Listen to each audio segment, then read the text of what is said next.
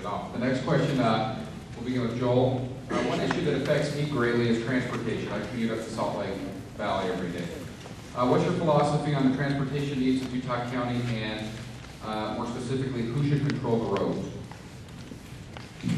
Great question, thank you. I've already said before, I believe that our founding fathers taught. I believe exactly that the government that is closest to the people will govern most effectively.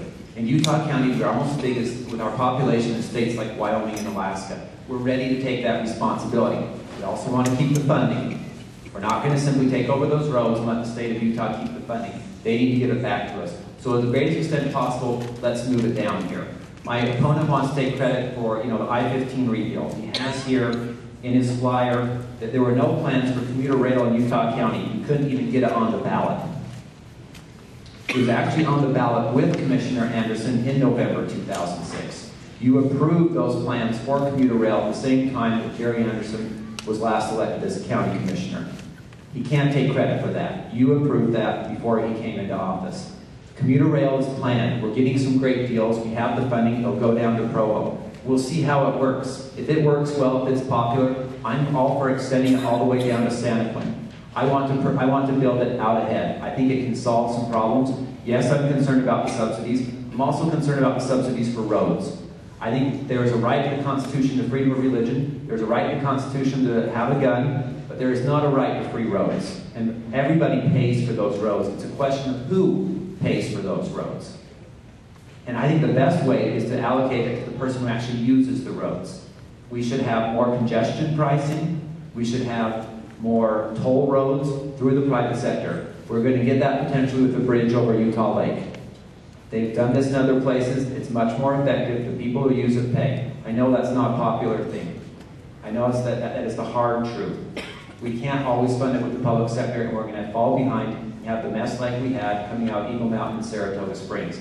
But right now, what we need to do, we need to have a 50-year vision for transportation in Utah County. In northern Utah County, frankly, we goofed it up. We did not reserve enough east-west corridors to get the transportation. In southern Utah County, there's still a chance. Let's preserve, 3 or 4 good east-west corridors and say, this is going to be a 10-lane road someday. Get ready for it. We're not ready there, but we're going to be there someday. Transportation is the proper role of government, but I am ready to bring the private sector in and let them help us with those things. If you want to pay more in taxes, I'll put it on the ballot. We'll see the extent you want to pay more taxes to build that transportation. If not, to the extent the private sector has a solution, I'd warmly welcome them at the table. Thanks.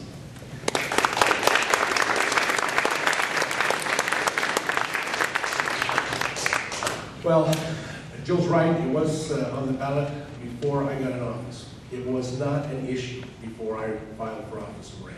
You need to go ask Doug Wright, who made a big deal of it, and my issue and the issue with commuter rail. Commuter rail, the MAG and others have tried to get commuter rail in here. The commissioners would not put it on the ballot. And it was mainly because of my predecessor. He wouldn't put it on the ballot. And once it got on the ballot, once it became an issue, and the commissioners saw that people were interested in it, and thanks to Doug Wright, a lot of it, they put it on the ballot. And 80 or 70%, 77% of the people in Utah County voted for that thing. It was wonderful.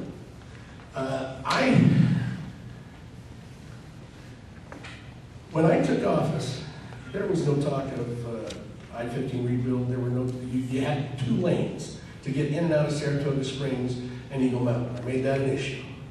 You couldn't get out of Springville, the 2-lane road to get out of Springville. Made that an issue. We got together, and what happened, and this is how it works, you put people in, you remove the obstacles for government to get along with people. The commissioners weren't talking to the mayors were fighting with the commissioners, nobody was talking to UDOT. We removed that obstacle. I came in, and that's what I do. I'd like to take credit for everything, but I don't do that. What I do is make it so that we can all get together. And now, and I can remember it was 2-3 years ago when John Valentine stood up and it's an issue, and all the mayors and the legislators stood up with him and said, Salt Lake County, we want that money. It all been going north. And all of us together were able to pull together and get the money. And now, look what's happening. You're going to be inconvenienced for the next couple of years on the roads. I'm sorry, but I'm really happy. And that happens because we're working together. It didn't happen before. You need a commissioner It brings people together. What I want you to do is go ask people who work with me. Go ask the mayors, go ask the legislators, go ask people who work with Joe. And don't take our word for it. Go ask people who know us and who work with us and who you want as your commissioner. So I'm all for transportation. By the way, we do have a wonderful plan for the South and West. They tell us we're going to have 1 million to 1.5 million people in 20 to 30 years. I invite you to come in and look at our plans for the South and West. We do not want the South to end up like the North. We are planning, and it's a 30-year plan. It's not a 50-year plan. It's a 30-year plan, but it's a wonderful plan. So, and it takes all hands on the cook, all the mayors, all the commissioners, all the state legislators, and we've got a wonderful team right now.